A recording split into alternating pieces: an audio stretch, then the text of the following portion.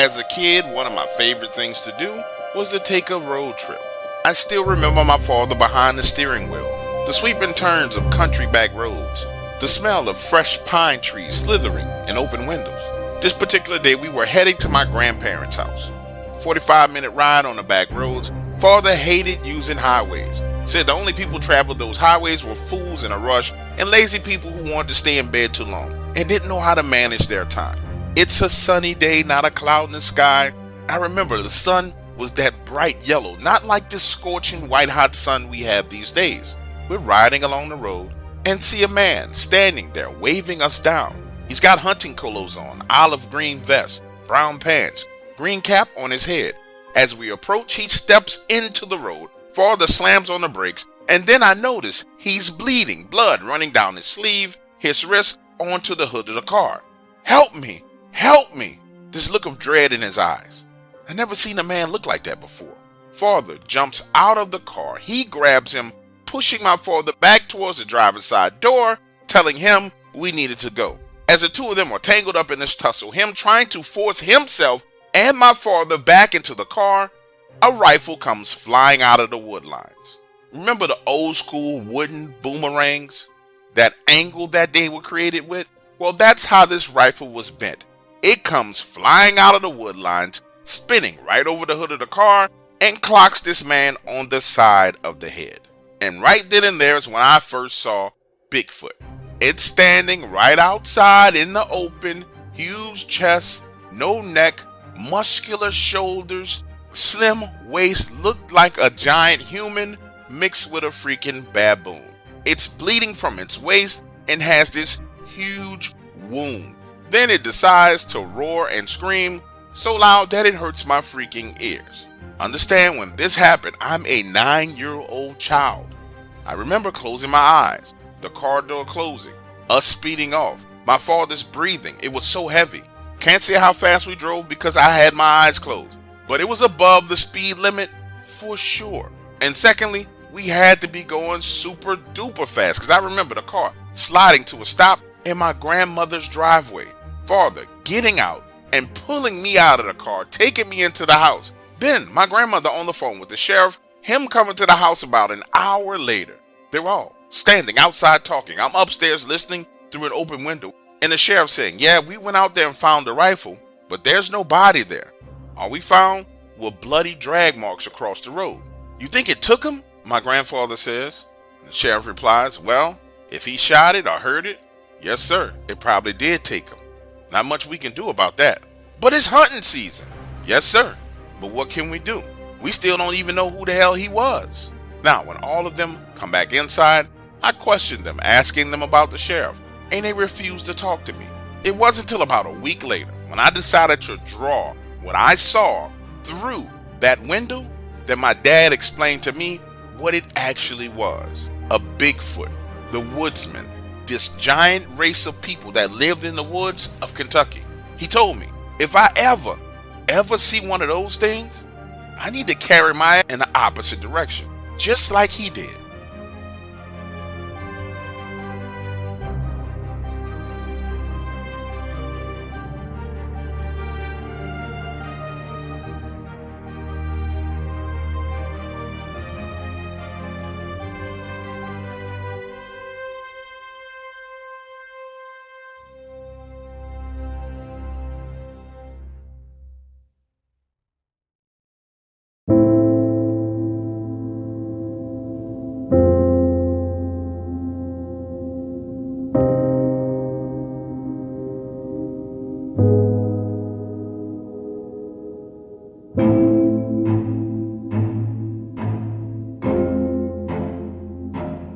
Man, listen to me when I tell you I didn't believe that Dogman existed.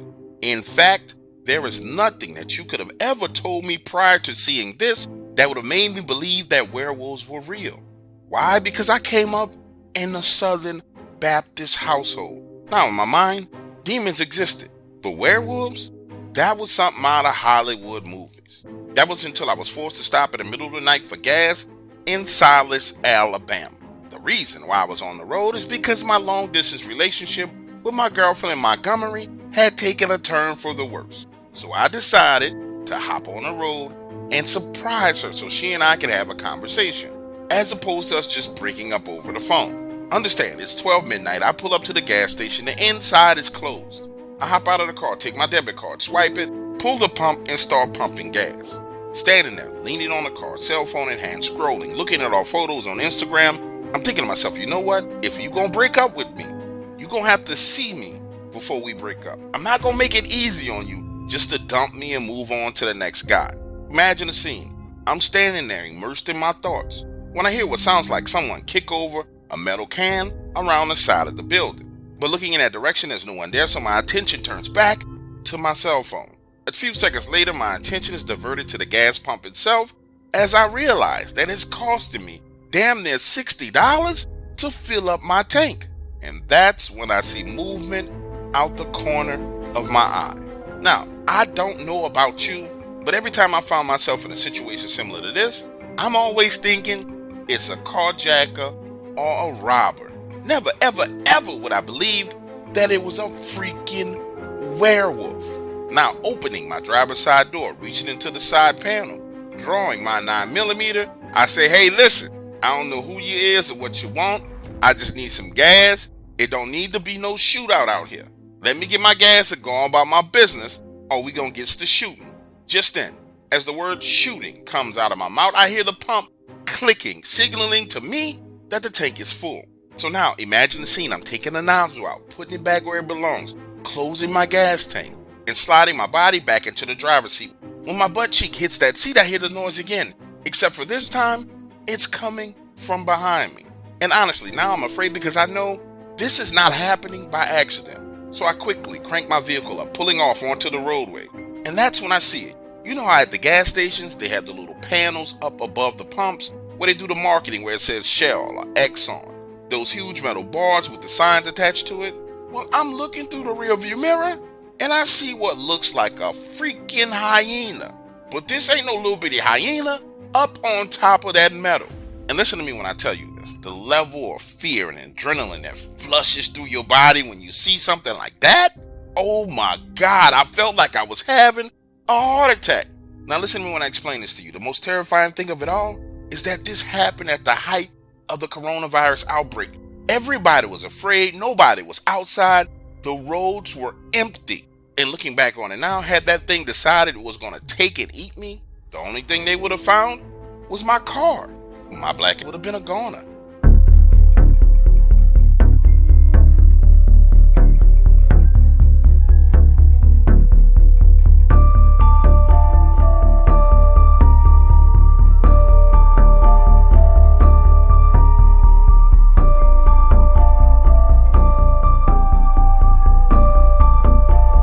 I never could have imagined that this would happen to me in the twilight years of my life. My wife dies. My sons abandon me. My money is almost gone and my health is failing. How did I get to this point? Mistakes. Many mistakes. Now I find myself alone on my family land in Kentucky. Hard to believe that I used to be one of the most powerful men in the state. When I tell you I have nothing, I mean I have nothing but this house and the property that my grandfather left me. 65 acres. And at my age, it's hard to maintain that type of land. Now, the first time I realized I was not alone out here in these woods was the day I decided to smoke some chicken. I placed 4 whole chickens in a smoker, went inside, took a nap, came back, and 2 of those chickens are missing. Understand, my smoker is an iron box, and you literally have to use your hands to open it. Understand, as I'm standing there confused, all kind of thoughts run through my mind. I know for a fact I put 4 chickens in this smoker, but I could not come up with any kind of explanation for why 2 of them went missing. A week later, I'm sitting on the porch, drinking coffee, and reading my newspaper when this feeling overwhelms me. The feeling that someone is in the wood lines watching me. You know that feeling. You know when you're being watched. But looking around, I don't see anybody, so I let it go. That same night, at 3:45 in the morning, I hear someone walking around outside.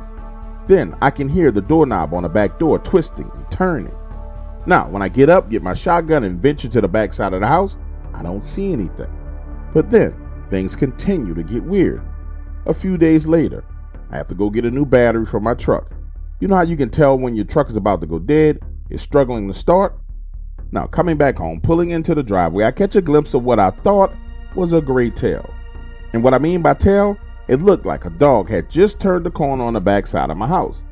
And I'm thinking to myself, damn, somebody's dog done got loose and is running around on my property.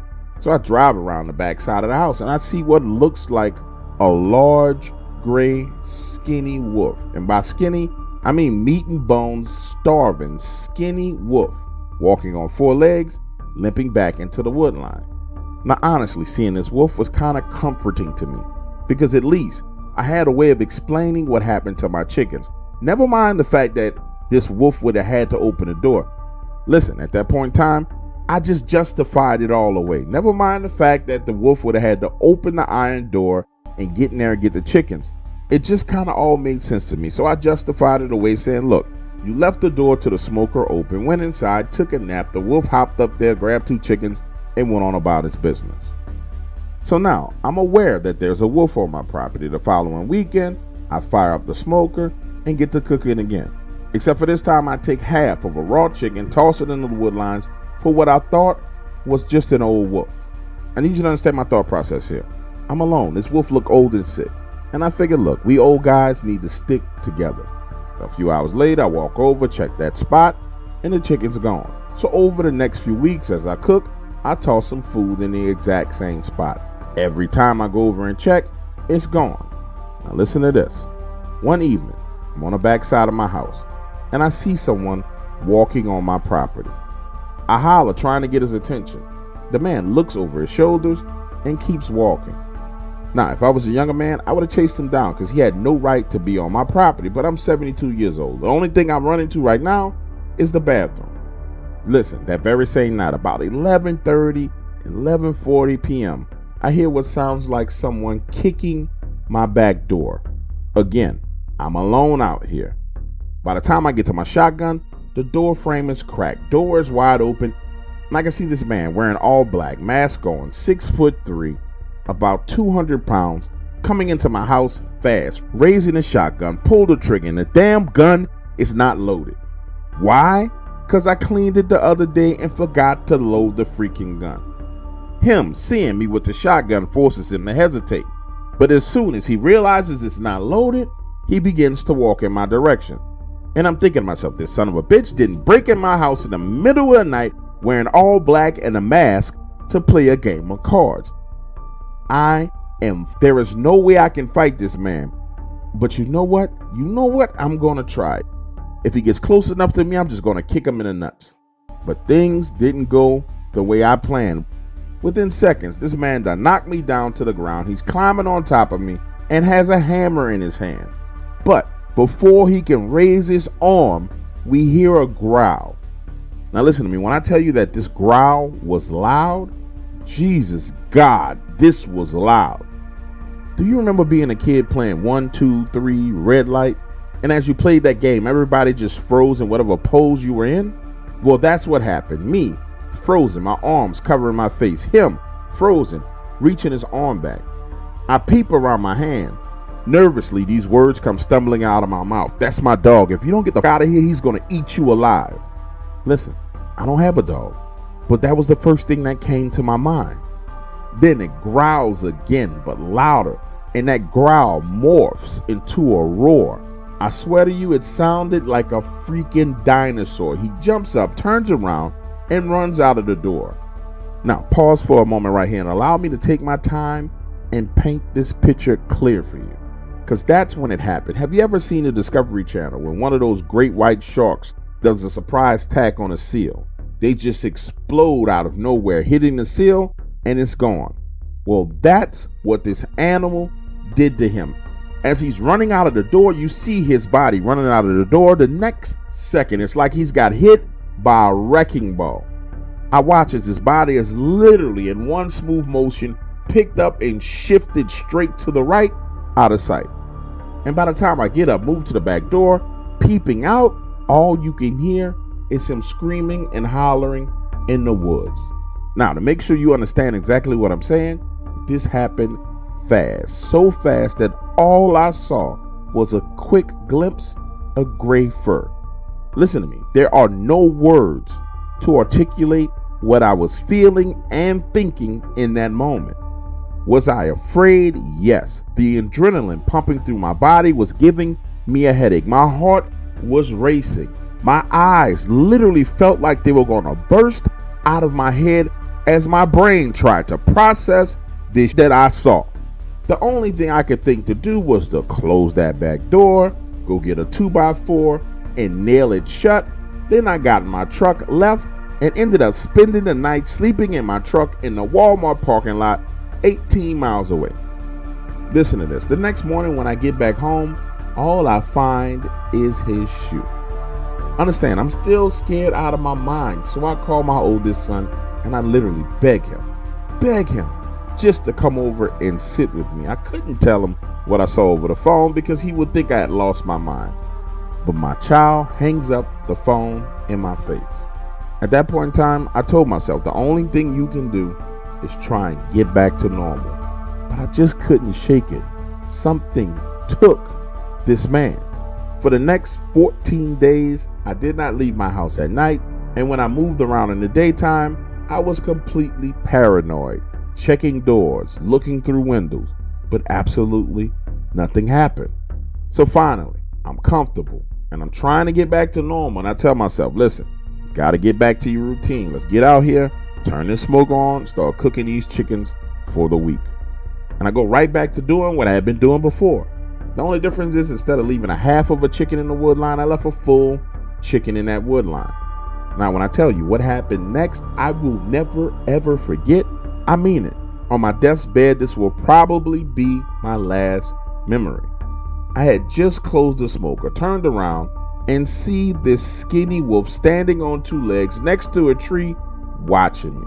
I started to get the feeling that it wanted me to see it, like it was revealing itself to me, because it stood there for a solid 2.5 minutes just looking. Now talk about being shocked, surprised, and amazed. It was standing on two legs. But then somehow it takes 2 steps backwards into the shade of the trees and disappears. Now to be clear with you, this wolf was great. I still should have been able to see it, but it was there and then it was gone. But in that 2 minutes, I realized something. That wolf had made a conscious decision, not only to show itself to me, but to protect me. And instantly, all the fear and anxiety just drained away. The following weekend, I'm out there smoking chickens again. I'm expecting to see it, right? Head on over there, put the chicken in the wood line, head back to the smoker, get it started, smoke the rest of the chickens. Head inside. I turn around looking, but it's not there. Head inside, get a glass of water, come back out, walk back over to the area, and that chicken's gone. Now listen to me when I tell you this. I have not seen it since, but you can still feel them watching you, but not in like this creepy, paranoid, stalking kind of way. It's kind of like when you were a kid and you went to the park with your parents. You may have ran 20, 30, 40, 50 yards away from them. You're not even paying attention to your parents, but you just know, you can feel them watching you. Now, as I move around my property, it's a lot like that. I know it's watching over me.